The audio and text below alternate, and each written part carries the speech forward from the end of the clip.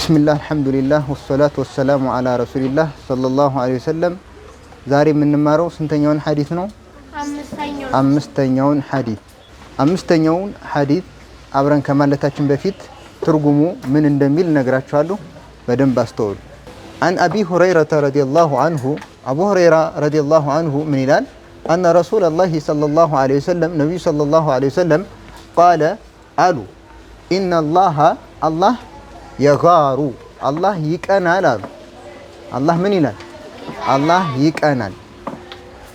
ወገይረቱላህ የአላህ ቅናት ምንድን ነው? ወገይረቱላህ የአላህ ቅናት አየእትየል ሙእሚኑ ሙእሚን የሆነ አማኝ የሆነ ሰው ሊሰራ ነው ማ ሐረመላህ አላህ እርም ያደረገበትን ነገር ሊሰራ ነው። ነቢዩ ራሳቸው በግልጽ ምን ብለዋል? በመጀመሪያ አላህ ይቀናል፣ የጋሩ ይቀናል ብለዋል አይደለ? የአላህ ቅናት ግን የሰዎችን አይነት መቅናት አይመስልም። ምን ማለት ነው ታዲያ? አላህ ይቀናል። አላህ ይቀናል የሚለውን ኢነላሃ የጋሩ ያሉት በመጀመሪያ የተናገሩት ማን ናቸው? የተናገሩት? የአላህ መልእክተኛ አይደል? ነብዩ ሰለላሁ ዐለይሂ ወሰለም ናቸው። ስለዚህ ነብዩ ከተናገሩት ለአላህ እናጸድቀዋለን። ቅናት የሚባለው መገለጫ ባህሪ ለአላህ እናጸድቀዋለን። ባይሆን ከፍጡራን ጋር ሳናመሳስል ሁኔታው እንደዚህ ነው ብለን ሳንገልጽ የአላህ መገለጫዎች ከየትኛውም የሰው ልጅ መገለጫ ጋር ከፍጡራን መገለጫ ጋር አይመሳሰልም። ለምሳሌ አላህ ሰሚ ነው አይደለም? የአላህ መስማት ከኛ ጋር ይመሳሰላል? አይመሳሰልም። አላህ ተመልካች ነው አይደለም? ይመለከታል አይደል? የአላህ መመልከት ከኛ መመልከት ጋር ይመሳሰላል? አይመሳሰልም። ለምሳሌ እኛ ስንመለከት ሩቅ ከሆነ እየደበዘዘብን ከዛ በጣም ከራቀ አይታየንም አይደል? አላህ ግን ከሰባት ሰማያት ከአርሹ በላይ ከመሆኑ ጋር እዚሽ ጋር የምናደርጋትን ነገር እያንዳንዷን ነገር ይመለከተናል። አላህ ይሰማልም ስትሉ አሁን እኔ አጠገባችሁ ስላለው ድምጤን እየሰማችሁ ነው። ራቅ ብዬ ወደዛ አካባቢ ሁኜ ዝም ብዬ ቀስ ብዬ ባወራ ትሰሙኛላችሁ? አንሰማም። አሁን እዛ ቃኢዳ የሚቀሩ አሉ፣ ቃኢደቱ ኑራንያ ምን እንደሚሉ ይሰማል? አይሰማም። አላህ ግን የኛንም የነሱንም የማንኛውንም ፍጡር የሚያወራውን ነገር ይሰማል። የሚያወራውን አይደለም ቀስ ብሎ በድምጽ እያሾካሾከ የሚያወራትን ነገር አላህ ይሰማዋል። እኛ አሁን ጎን ለጎን ብታወሩ እኔ አሁን የምሰማውን ላልሰማ እችላለሁ አይደለም? ፍጡር ነኝ፣ የሰው ልጅ ነኝ። የአላህ መስማትና የኛ መስማት አንድ አይደለም። ሌላው አሁንም ለምሳሌ እዚህ ጋር ሁላችሁ ስታወሩ አይሰማኝም።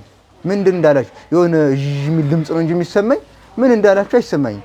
ለየብቻ ካወራችሁ ግን ይሰማኛል አይደል? ለየብቻውን እሱ ምንድን ያልክ አንተ ምንድን ያልክ እያልኩኝ ብጠይቃቸው አንድ ባንድ ቢያወሩ ምን እንዳሉ እረዳለሁ። ግን ሁላችሁም የየራሳችሁን ሐሳብ ባንድ ላይ ብትናገሩ የእያንዳንዳችሁን ሐሳብ እኔ መስማት እችላለሁ? አይቻልም። አላህ ግን ሁላችንም ዓለም ላይ ያለ ሰው ባንድ ጊዜ ቢያወራና የፈለገውን ነገር ቢጠይቀው እያንዳንዱ ምን እንዳለ ምን እንደጠየቀ አላህ ያውቀዋል። ገባችሁ አይደለ? ግልጽ ነው። ስለዚህ በመጀመሪያ ደረጃ ማወቅ ያለብን የአላህ Subhanahu Wa Ta'ala መገለጫ ባህሪያት ከፍጡር መገለጫ ጋር ምን አይልም? አይመሳሰልም። ስለዚህ ወገይረቱላህ የአላህ ቅናት ሲባል ልክ እንደኛ መቅናት አድርጋችሁ እንዳታስቡት። አላህ ይሰማል ሲባል እንደኛ መስማት ነው ብለናል እንዴ? አላልንም አይደል? አላህ ይቀናል ሲባል እንደኛ መቅናት አንልም። አዳምጡ፣ በደንብ አዳምጡ። ይሄ ርዕስ በጣም ወሳኝ ርዕስ ነው። በደንብ አዳምጡ። የአላህ ስምና ባህሪያት መገለጫዎቹን በተመለከተ የምናጸድቀው አንደኛ ቁርአኑ ላይ አላህ ለራሱ ያጸደቀውን ነገር ነው የምናጸድቅለት። ቁርአኑ ላይ የተገኘ መሆን አለበት። አላህ እኮ እንዲህ ነው የምንለው ነገር የት መኖር አለበት? ቁርአን ላይ መኖር አለበት። ሁለተኛ ነብዩ ሰለላሁ ዐለይሂ ወሰለም አላህን የገለጹበት መገለጫ መሆን አለበት። አሁን ይሄንን ማን ነው የገለጹት? ገይራን ማን ነው የገለጹት? ነብዩ ናቸው አይደለ? ስለዚህ ነብዩ ስለገለጹት እኛን ገይራን ወይም ቅናትን ለአላህ እናጸድቃለን። አላህ ለራሱ ያጸደቀውን ነገር ለአላህ ማጽደቅ፣ ነብዩ ለአላህ ያጸደቁትን ነገር ለአላህ ማጽደቅ ግዴታችን ነው፣ ማመን ግዴታችን ነው። ባይሆን ይሄን ስናደርግ ከፍጡራን ጋር ሳናመሳስል ነው ብለናል አይደል? የአላህ ቅናት የሰው ልጆችን ቅናት አይመስልም።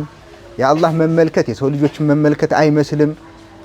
የአላህ መስማት የሰው ልጆችን መስማት አይመስልም። የትኛውንም መገለጫ ስንጠቅስ ከሰው ልጅ ጋር አይመሳሰልም። ለምን? አላህ ቁርአን ላይ ምን ብሏል? እኔ ፍጡራንን አልመስልም ብሏል። ለይሰ ከሚስሊሂ ሸይኡን አላህ እሱን የሚመስል አንድም ነገር የለም። ወሁወ እሱ አላህ አሰሚዑል በሲር ሰሚና ተመልካች ነው ብሏል። ለሱ በሚገባው ለልቅናው በሚመጥን መልኩ የተጠቀሱ መገለጫዎችን ሁሉ ማጽደቅ ከአንድ ሙእሚን ከአማኝ ከሆነ ሰው የሚጠበቅ ነገር ነው። ገይራ ላይ ቅናትን በተመለከተ አንድ የሚነሳ ሐዲስ አለ። ሌላ ሰዕድ ብኑ ዑባዳ የተባለ ሶሓባ ምን አለ? ለው ረአይቱ ረጁለን ማእምራአቲ ለضረብቱሁ ቢሰይፍ አለ። ከሚስቴ ጋር አለ ሰዕድ ብኑ ዑባዳ የሚባለው ከሚስቴ ጋር አንድ ሌላ ሰውን ባይ በሰይፍ በስለቱ በጎን ሳይሆን በስለቱ መተው ነበር አለ። በጣም ቅናተኛ ነበረ ሰዕድ ማለት ነው። ከዛም ምን አለ? ለነብዩ ሰለላሁ ዐለይሂ ወሰለም ይሄ ወሬ ደረሳቸው። አንተ የአላህ መልእክተኛ ሰዕድ ብኑ ዑባዳ እንደዚህ አለ ተብሎ ተነገራቸው። ከዛም ነብዩ ሰለላሁ ዐለይሂ ወሰለም ምን አሉ? አተዕጀቡነ ሚን ገይረቲ ሰዕድን አሉ። በሰዕድ ቅናት ትገረማላችሁ እንዴ? ይሄ የሰዕድ ቅናት አስገርሟችሁ ነው አሉ። ፈወላሂ አሉ በአላህ ይሁንብኝ ለአነ አግየሩ ሚንሁ እኔ ከሰዕድ የበለጠ ምንድነኝ? ቅናተኛ ነኝ አሉ። ወላሁ አግየሩ ሚኒ አላህ ደግሞ ከኔ የበለጠ ቅናተኛ ነው። ሰዕድ በጣም ይቀናል። ነብዩ ምን አሉ? እኔ ከሰዕድ የበለጠ ቀናለሁ አሉ። አላህ ደግሞ ከኔ የበለጠ ይቀናል። አን አቢ ሁረይረተ ረዲየላሁ ዐንሁ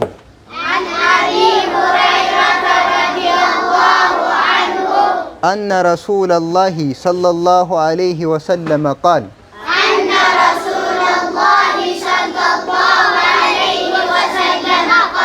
إن الله يغار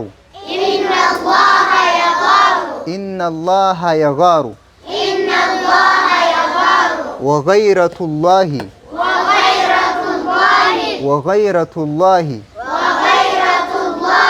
أن يأتي المؤمن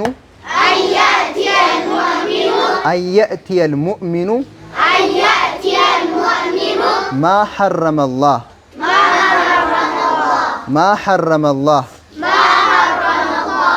በደንብ በሉ። ድምጻችሁን እንትን አትበሉ። ማትሉ ልጆች አላችሁ አብራችሁ በሉ። ስትደጋግሙት ለማሐፈዝ ይቀላችኋል። ስትደጋግሙት አሁን ያሐፈዙ ልጆች አብረው እየደጋገሙ በደንብ ስለሚሉት ነው።